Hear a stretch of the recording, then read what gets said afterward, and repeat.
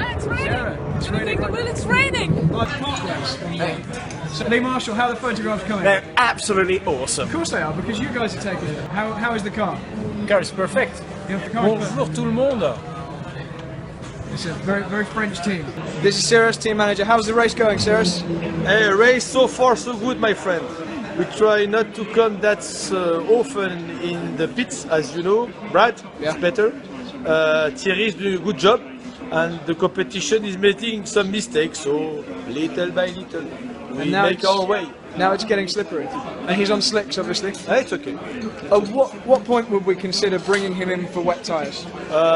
When we'll have aquaplaning, not before. So standing water, then we change. Yeah, standing water, which happens very often and regularly here, because the tarmac, as you know, Brad, is not draining that way. It's non-cup system.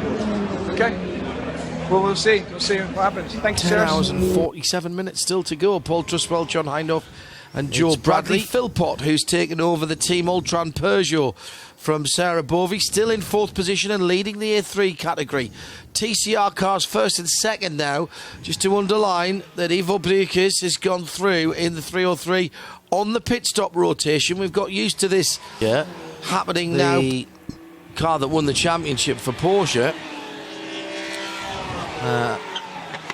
For the Porsche drivers, Mark Webber, Brendan Hartley and Timo Bernhard had an issue at Bahrain.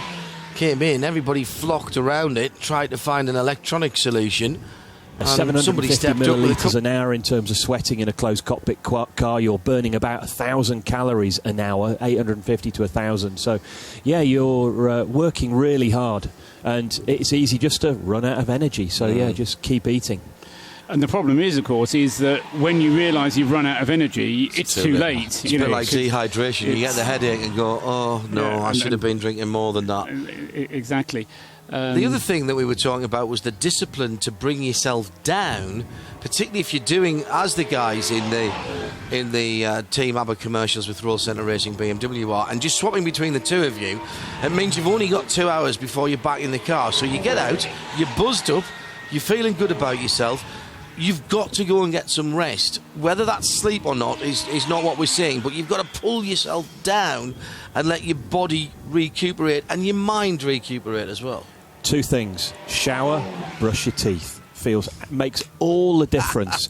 Cold shower initially to cool down, warm the shower up slowly, get warm, get clean, smash a bit of deodorant on, change of race suit, brush your teeth, good to go. It's amazing the difference it makes. It's amazing. It really does work well. And do you, if you're doing those quick changes, do you actually try and sleep, or do you just put yourself in a position where either you're sitting in the garage watching, or do you prefer to be away from the action and just let yourself come down gently?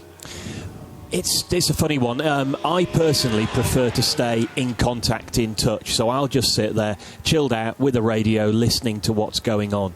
Some other drivers, you know, sometimes it depends who's in the car. If you trust implicitly who you're sharing with, it's very easy just to go and wind down somewhere. But if you feel, I'll just need to... Perhaps your teammate might come in the pits if he gets a stomach upset. Perhaps you just need to be readier than you might, you know. So it really depends from circumstance to circumstance. So it's pretty much straight back into a race soon. So as the sun begins to rise here at Silverstone, the drivers will be enjoying a little bit more daylight, but the circuit's still very slippery.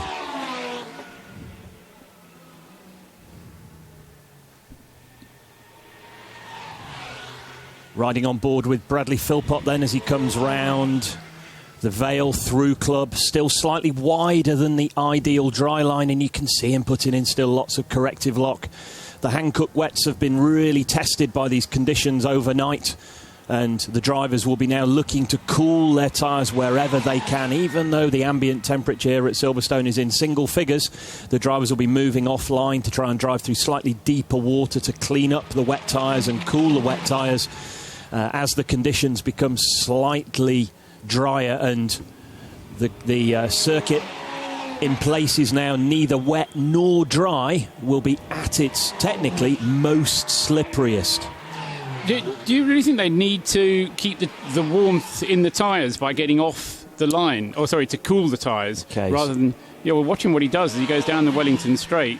Yeah, Bradley didn't do it that last time, but from that camera on the back of the Wellington Straight, I saw two cars, including Ramsey Moutran in the number 1 car, come all the way to the other side to find some deeper water to clean the tyres up and cool them down slightly.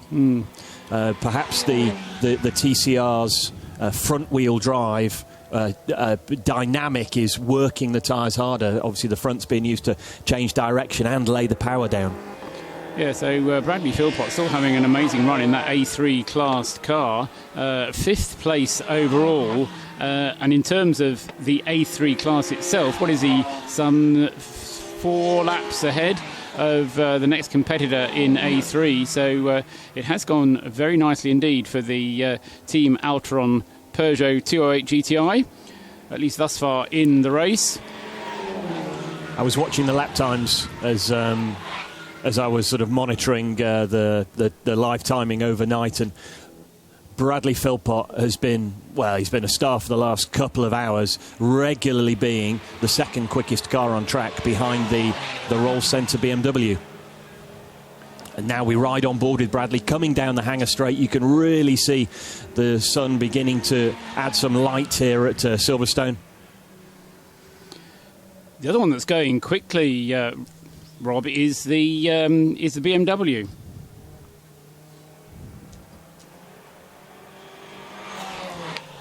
The Roll Centre BMW last time round a 2:35, so 4 seconds quicker than our leader Sebastian Bleekemolen. So, Paul, on that prediction of being 3 or 4 seconds quicker, he's ticking the boxes so far. Well, exactly, yes. It's just a case of whether they're going to be able to continue to do that, particularly as the track gets drier and the other drivers of that car take over, because Richard and Martin are going to have to have some rest, having done the last 12 hours single-handedly, double-handedly between the two of them. Yes, it's Gijs Besson, actually, the 125 Seat, the NKPP car, which has been turning in some reasonable lap times. It's just done a very slow lap for that car. That's because it's just had a pit stop, I'm guessing. Now, why am I showing... Yeah, I'm showing Harry Hilders. Okay, Harry Hilders has been in that car, and he's just been in, hasn't he, to hand it over to Gijs Besson. Confusing myself slightly with that car, but another of the TCR cars. And I suppose the other thing that happens, doesn't it, Rob, as we go into drier conditions... Fuel, let's say, before sending him on his way. Yeah, he got out of the car just after 10:30 last night. So it was raining by that stage, but it was, getting into darkness, and as you say, he'll have had a good rest, obviously, which is a good thing. But it will be with a certain amount of trepidation, I could imagine, as he takes that car back out onto the circuit. Still looking very slippery as we ride on board with one of the Altrans. It's our pal Bradley Philpot again as he makes his way through Abbey and Farm. Bradley done a really solid job, and a driver who's done as much as he possibly can to maximise career opportunities with Peugeot. He's a very good brand ambassador for them, and such a genuine enthusiast. It's great to see him out here at Silverstone for the Hankook 24 Hours. So the other thing I was impressed with, Rob, was, I can't remember who it was, I think it was Bruce did an interview with Sarah Bovey, and what an enthusiastic personality she has, absolutely bubbling with the experience of driving round, and you really got a sense of how much she was having fun. Sure. And she did. She's doing a good job as well. It was not that she'd been out there and just driving around slowly. She was pushing on hard and setting some good lap times. At the Dubai 24 Hours, we were in garages alongside each other. We were in garage 12 and they were in garage 11. And the whole team has that attitude. They're a pleasure to sort of be alongside. Unless they were just listening to me saying that he's going to get caught. True. So... Sebastian Bleekemolen, as you say, yes, fastest lap of his current stint, done in the 310th lap, the one before the one that he's currently on, at 336.334 for the race leader, 127. Bruce is down at the Mehmet Ogilvy pit box, I believe, with Ramsey Moutran. Bruce, a great job all night. is Bradley Philpot. And I'm pleased to say Brad joins me in the commentary box. Brad, how are you, man? I'm good, Rob. How are you? Yeah, awesome. Good. So, from the driver's seat, how was it? It looked very, very slippery. Yeah, it is. It's obviously, there's less water down than there was during the night, but as everyone knows, it's still very, very greasy. So even if it looks a bit drier, it's still just like driving on ice. So. It's been great to watch from our onboard footage, these front-wheel drive touring cars with oversteer everywhere. You know, the rear of the car has been sliding, coming out of club through Abbey and Farm. You're really working hard. They're not dull cars at all to drive. Yeah, that's just the only way at the moment to get the lap time out of them. You have to be pushing hard enough that they move around. Obviously within reason, because we don't want to completely destroy the front tyres, constantly spinning the front wheels to save it. But yeah, they move around, and the more laps I did and the more I could see where I was going, the more comfortable I became with that. So. How hard are you working to cool the tyres? We see the drivers moving offline to sort of cool the tyres, preserve their front tyres. Is it something that you're looking to do more now as it becomes drier? To be completely honest, I didn't see a lot of places on the track where there was a great amount more water offline, and I was quite focused on just trying to squeeze the most out of the car the whole time. My tyres weren't really degrading. The car seems to be really good on its tyres, obviously front left limited. So as long as you're just smooth getting on the gas, I was just keeping them at roughly the right temperature, I think, anyway. So we weren't really working hard to cool them. But maybe that'll happen more now Guillaume's in the car and the track gets even drier. So, Bradley, looking at my watch, it's 7:15 in the morning here at Silverstone. When are we going to bolt slicks on, dude? I really don't know. We've only just stopped. So we'd ideally like to not have to stop again anytime soon. It's still greasy, like we said. So provided Guillaume's lap times are in the ballpark, I don't think we'll be pitting any time immediately soon.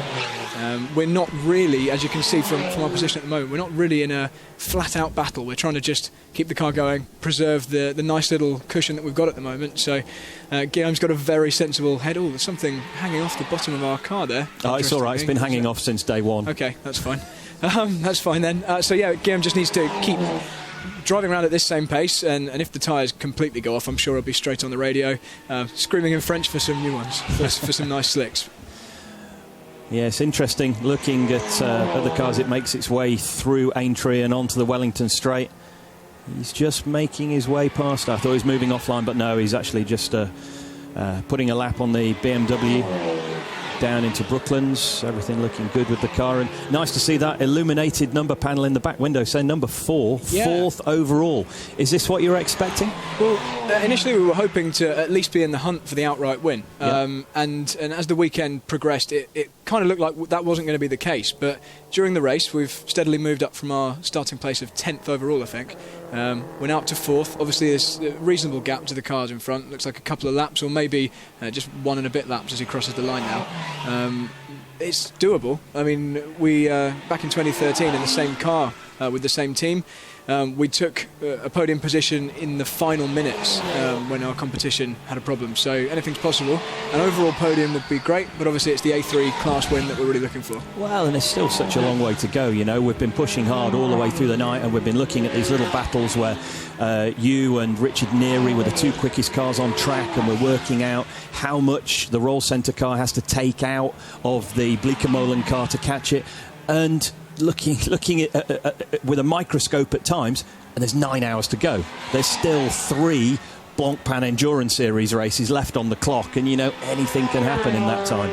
With so long left to go, you've just got to continue with the mindset of do not spend time in the pits, and maintain that concentration as you come through lapped cars. Yeah, and with a start time of 4 o'clock in the afternoon, it's easy to think that the race is further through than it actually is. So it got to about 10 o'clock last night, and then I realised we've really not been running that long, and we had such a long way to go. So I think everyone in the team has the same focused mindset, and they're going to try and get the job done. Oh, BMW is slow starting. And a number of team managers now being called to race Bradley, control. When are you next in the car, looking at the Team Altran Peugeot running around Woodcote? When are you next scheduled to be back in? You're still in your race suit now? Yeah, I'm only still in the race suit because I've only just got out of the car, actually. So around 12 o'clock, I think I'm next in, all being well.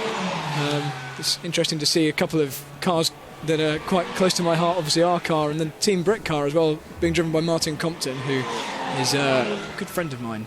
It's nice to see these guys still going and going well at the moment. How have they been? Yeah, they've done a really strong job. They're one of the cars that we have the onboard cameras with, and looking at them, they've got a really good understanding of the wet line. They're offline in the braking areas. They're right the way around the outside at some of the quicker corners. So no, good solid job. They must have had some solid driver coaching in the past, I'd imagine. I think David Pittard, who's also driving for them, has been doing a pretty good job of that as well in this car. He's a great coach, and obviously he's been pulling his weight when he's been driving as well. Here at the Hankook 24 Hours of Silverstone. Morning, Bruce. Morning, John. I blame the people in the commentary box. No sooner had they talked about Team Altran having a trouble-free run for the first time than 208 is standing on the tarmac. Too noisy. It hasn't changed its exhaust. Some people in the team are livid, but it's pushing out 107 dB, which is too much. They've played with it. They've got it down to 106. They can't get it any lower. Standoff, lots of officials around the car, and Sarah Bovey's father, Kieran, who knows a thing about touring car racing, is absolutely livid. He said the other car, the 205, has the same exhaust. That hasn't been pulled in, and he said if this was a problem at the start of the race, why didn't they stop it then? So he's suitably upset. But obviously we saw this car rise as high as third place. Now it's showing 6 on the window, but it's standing, not going out until who knows what they can do, because they don't have any other exhausts of a different type. So as you can imagine, John, enormous frustration for Team Altran. I've got Kieran Bovey coming to talk again. If you do this control to any car here, in static like that, they will have the same noise. It's just a joke. It's a shame. Now, Kieran, is there anything they can do to maybe lower the revs? Right. We have the same exhaust on both cars. We made it here in Silverstone with the specialist. We tested before the practice. They say it's okay. We changed nothing. So what? Maybe we are too fast. I don't know. I feel for you, Kieran. It's such a difficult situation. It's a shame, really. Because if you take any car in static like that, 4,500 revs, it will make the same noise. Kieran, I don't have an answer. Thank you for talking to us. Let me find out. And I found Bradley Philpot in a sea of long faces of the 208 crew. Bradley, explain the situation, how it is. I'm not totally versed with all the technical details, but from what I can tell, we've been black flagged due to noise violation, along with several other cars, I think. We have had a static noise test in the pit lane, and they've told us that we're well over the noise limit, which is very strange. We've altered the exhaust with an additional silencing cap, and I've personally been asking the marshals who seem to be dealing with it if they'll come and retest us, and at the moment the answer is no, they won't do anything until race control tell them. I think the code 60 that's on now is to do with the noise problems of several cars, although it sounds like maybe we're back under green again, and the idea was that we would be allowed back out to do the drive-by noise test and see if everything was okay, but we are categorically not being allowed out of the pit lane. So from a 16 lap lead, I think we're still leading. We are sat here and not allowed out of the pits, so it seems right now by the look of the people in the know and the management of the team that we're not going any further. Now, just to clarify, Bradley, was it only for the static noise test, or were you also black flagged for noise out on the circuit? I believe the noise out on circuit was what caused them to then make a list of cars and bring them in, and then they came over and did a static noise test whilst we were here. Okay, looking for solutions. Have you another exhaust set you can put on and hope that works? No, in fact, the exhaust that the car normally runs never normally has any issues with noise problems. At the start of the weekend, we were told we were slightly over, so we actually had a whole new system manufactured to make sure we were well underneath, and both the cars are running that system. I don't think anything's actually broken, but maybe it has. It seems everything's working as it should, but now we're stuck in this position. Bradley, thanks for defining frustration for the TV audience. So that was Bradley Philpot, the 208 Peugeot that had been running so beautifully, running in as high as third place early in the race. Go ahead, Bruce, down in the pit lane. Well, they're just flagging away 205, but Marshall just come up and suggested they can get 208 out of the garage, so they needed 205 to get out of the way. So suddenly it's all scrambled down at Team Altran, and hopefully that means it's going back into the race. Luckily they had a driver on board. It's not Bradley Philpot because he was talking to me, but it still has the 6 on the orange number on the side. Still 6th overall, still leading its class, but a huge amount of time lost. But, well, they've got plenty of time to go racing, but that was a very frustrating 15 minutes, obviously, for the 208 crew. But they're back Leader into the race. of the A3 category, Stefan Ventaya, in the pit and in the garage. Oh dear. That looks like it's up on its hijacks, that car, because he's turning the wheel. And A is turning, and B, they're pointing at something on the front. They're doing something with tyres, but I think there's a worry about the front end of that car. I think they may have had a driver change there as well.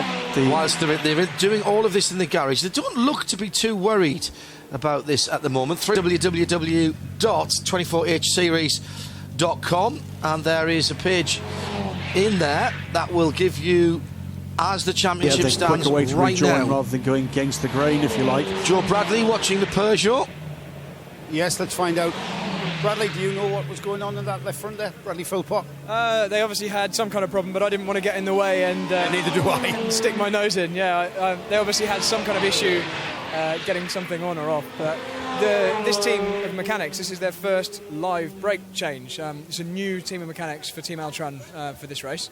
So they've obviously practiced at their workshop, but that's their first on-the-job one. So that's, I think it went reasonably well. So that was a scheduled brakes, pads, discs, or just pads? I didn't see. I don't think discs. I think just pads. Sorry, Bradley. Yeah, I can only see pads. So what was supposed to be a relatively simple job, they had a problem, something sticking.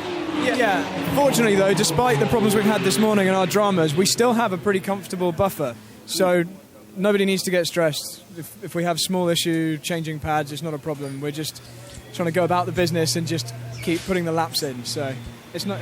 It's not a problem at all. Yeah, I saw the big digital number 5 in the rear window.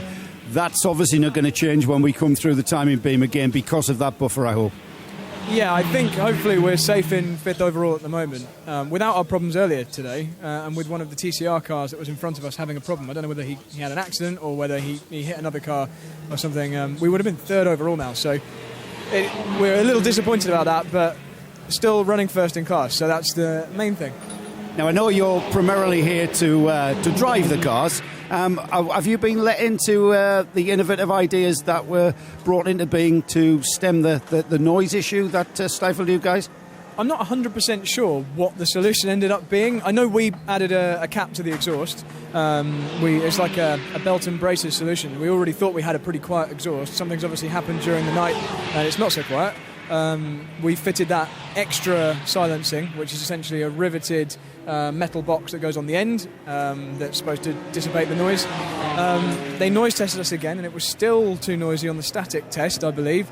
And then, out of nowhere, we were suddenly allowed back out of the pit. So some decision was made, a higher authority, I think, to allow us to continue. And I don't think we've had any other problems since we've been back on track. So hopefully the drive-by now is okay with our little solution. But that's all I know, really.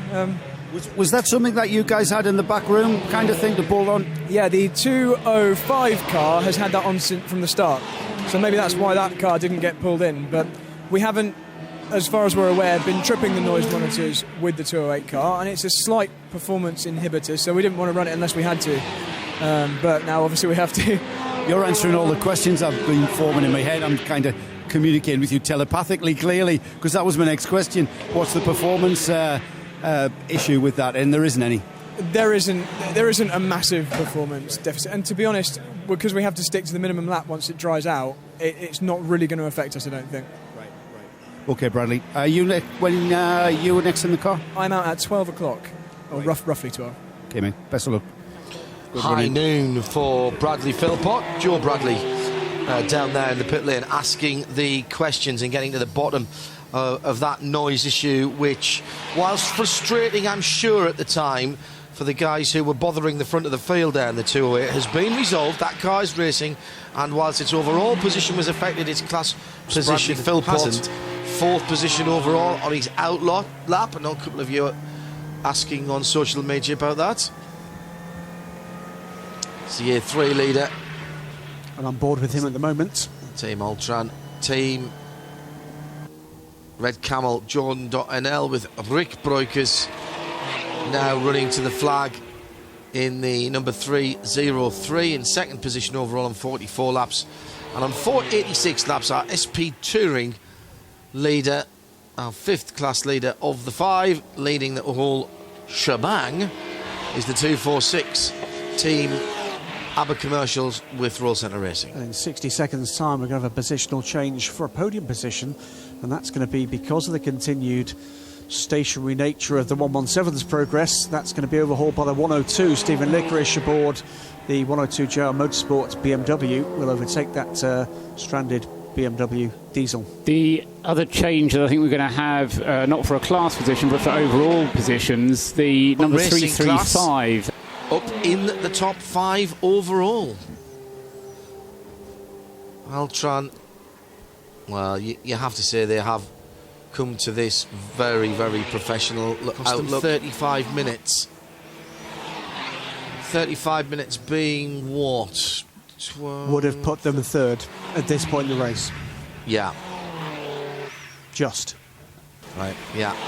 But more rain on the screen now. It's just coming through Woodcote onto the start-finish line ahead of us. It's not blowing onto our window, so the rain is blowing it away from the window that we have to drivers right as they go across the finish line.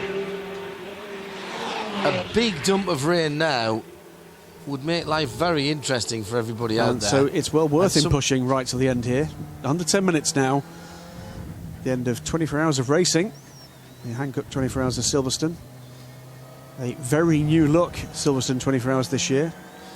New sponsor, new organising body, and a completely different grid with an all-touring car effort. The first all-touring car 24-hour race, we believe, of the 21st century anywhere. The 2 Altran Peugeots have lined themselves up nose to tail so that people wouldn't take photographs of them as they come across the start-finish line at the end of the race. Altran Team Peugeot are the winners of our Spirit of the Race Awards, bringing 2 cars to the event and getting them both inside the top 12. Dealt with triumph and disaster with the same attitude, and they will finish in 6th position. 5 minutes to go, so congratulations to Team Altran Peugeot. I think certainly Bradley and Sarah were 2 real stars there. 4th position, excuse me, yes, for Bradley Philpot, Sarah Bovey as well. 2 very, very good talents for the future. It was, you know, me and Richard did the majority of the work, but it was a tactical team decision. Team Altran Peugeot win A3, Recce Racing win D1, JJ Motorsport win Cup 1.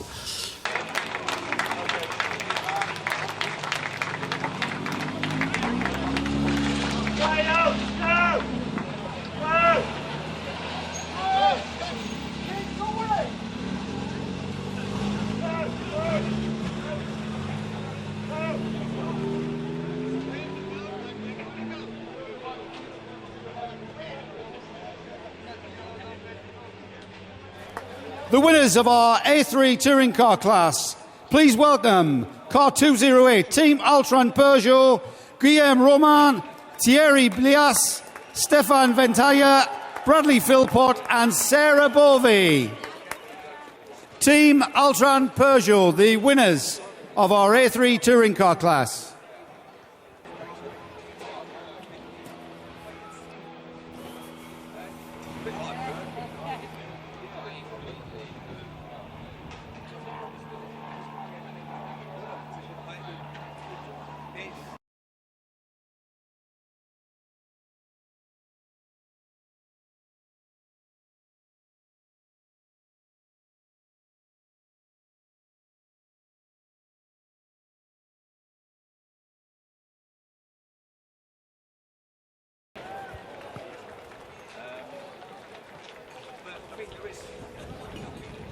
something Well, again.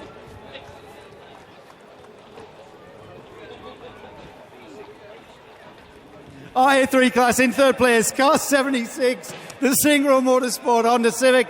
Alan James, Dan Wheeler, Martin Byford in second place, car 335, Scangrib Racing, BMW.